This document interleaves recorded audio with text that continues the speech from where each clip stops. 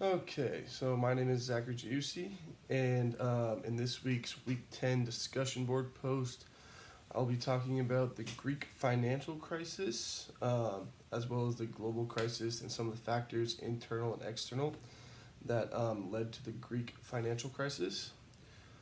So, first of all, there are many internal and external factors that led to this at different time points, mainly starting around 2003 and 2004, and I'll discuss all these later in my discussion post.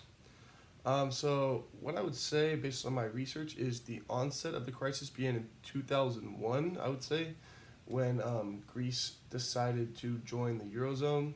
This is very important because they joined the Eurozone and they adopted the euro and they got rid of their drachma. So basically, I'll talk about it later. They gave up their right to manipulate their currency, which could have helped them during the financial crisis to devaluate their currency and try to decrease their debt using those financial tools. So basically, it put a lot of restrictions on their ability to manipulate their currency.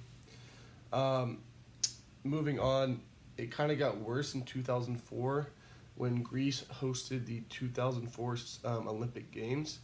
They spent 9 billion euros on the infrastructure and everything, which equates to about 11.6 billion US dollars. This pushed them further into debt, increased their debt to GDP ratio, contribute to a rising deficit, and that's not 11.6 billion is an estimate. It could have been more based on advertising, infrastructure expenses, political bribes, all that. Because of this rising debt, in 2005 they were placed under fiscal monitoring by the European Commission. So they definitely had to watch their spending if they hoped to stay in the Eurozone and not face any other regulations and punishments by the Eurozone. Moving on, in 2007, the U.S. housing market crashed, and this not only affected Greece, but it affected the whole entire world. Basically, subprime mortgage bonds and all that were rated higher, were rated as A level investments when really they were C or D, and the whole market collapsed, which led to a global banking crisis. As borrowing costs rose, lenders and financiers declined, which impaired Greece's ability to service their mounting debt and once again increased their debt to GDP ratio. And because going back to them joining the Eurozone and adopting the euro, they weren't able to devalue their currency or service of any of their debt or sell it off. So moving on to political factors. After the financial crisis, George Papadandreou ran as a socialist candidate for prime minister, in which he promised people that he would keep their welfare the same, as well as increase their wages. Uh, However, shortly after he was elected, credit rating agencies downgraded Greece's debt to junk status, meaning investors that might want to buy up their debt and collect on it later wouldn't even touch it because it was rated as junk. Because of this, their borrowing costs continued to increase. Papadandreou's father was a previous prime minister, and he created the welfare state. So people voted for him, as well as the Socialist Party, in hopes that their welfare would stay the same. And he also promised increased wages.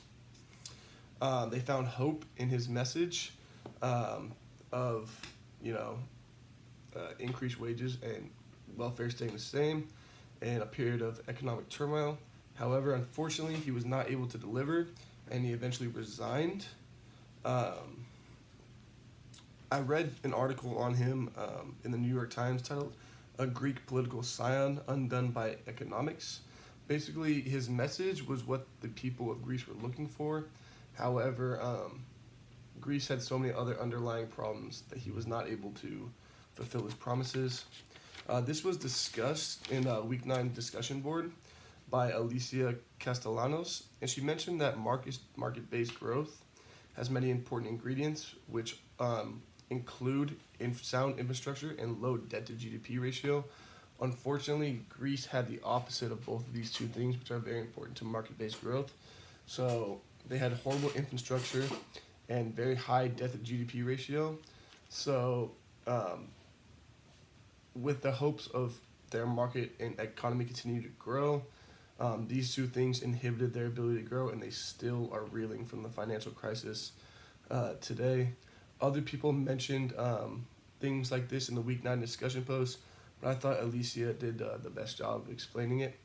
Yeah, that's basically my discussion board post on why the Greece financial crisis happened and why it led to 28% unemployment due to the extreme amount of debt Greece is under and how they accumulated that debt.